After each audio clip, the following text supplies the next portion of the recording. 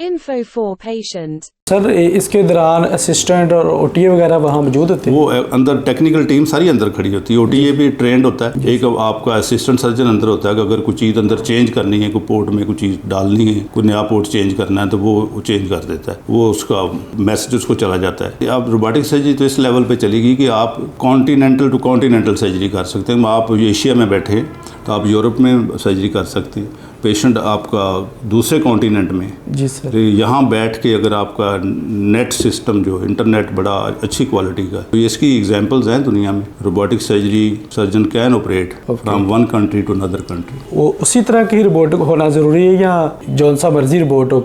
नहीं, रोबोट की तो क्वालिटीज़ है ना। रोबोट अच्छे भी हैं, बहुत ज़्यादा कॉस्टली भी हैं। It's very costly machine. मतलब दा विंची है, टूमे है, बहुत सारे रोबोट हैं, उनका कंपटीशन है। तो डॉक्टर्स हॉस्पिटल ने सबसे बेस्ट रोबोट ख़रीदा और वो मेरा हाल है पाकिस्तान में इंशाल्लाह फेब में हम शुरू करेंगे। हम पिछले दिनों में चाइना में गए हुए थे, सारा वो सिस्टम देख के, तो उस पे सारा उसकी नो हाउ और उसकी जो हैंडलिंग है वो सारी हम एक हफ़्ता वहाँ पे थे। तो इंशाल्लाह फेब में हम स्टार्ट करेंगे। तो सर इसकी ट्रेनिंग भी होती है? इसकी ट्रेनिंग होती है ना, उसी के लिए तो हम गए थे। जी सर। तो सर रवायती या लेप्रोस्कोपी सर्जरी के मुकाबले में रोबोटिक सर्जरी के मरीज़ों के रोबोटिक सर्जरी के क्या फ़ायदे हैं? उसके सबसे बड़ा तो फ़ायदा ये है कि जैसे मैंने पहले अर्ज़ किया कि जो डिफ़िकल्ट ऑपरेशन है ना, जो लेप्रोस्कोप से भी करना ज़रा मुश्किल होता है, वो रोबोट से आसान हो जाता है। कि रोबोट का जो आर्म होता है ना, उसकी मूवमेंट बहुत ज़्यादा फाइन होती हैं, प्रिसीजन बड़ी होती है, एक्यूरेसी बहुत बड़ी होती है, और वो चीज़ें आपको जो टिशू को आप देखना चाहते हैं ना, वो आपको मैग्नीफाइड और उसकी रेजोल्यूशन या डेफिनेशन कह लें तो बहुत ज़्यादा अच्छी होती है कि वो बड़ा क्लियर नज़र आता है। जी सर। तो वहाँ पे गलती का एहतमाम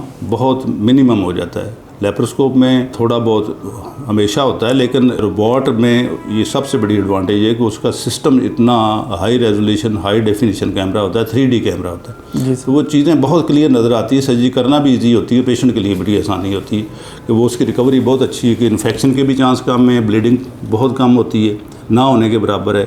उसके जो एनर्जी डिवाइसेस हैं जिससे वेसल वगैरह सील करते हैं, उससे बिल्कुल एक कतरा ब्लड नहीं निकलता। और ये कैंसर सर्जरी जो है जो डिफ़िकल्ट होती है, जिस तरह हम विपल करते हैं, जो पैंक्रियाटिकोडुओडेनेक्टमी जिसको कहते हैं, पित्ते का कैंसर होता है, उसको विपल को करना बहुत आसान हो जाता है। और बिलियरी सर्जरी है, लिवर रिसेक्शंस हैं, उसके बाद बड़ी आंत के कैंसर्स को डील करना, फिर उस अंदर जोड़ लगाना, उसकी टिश्यू हैंडलिंग और सूचरिंग बड़ी ईजी है रोबोटिक सर्जरी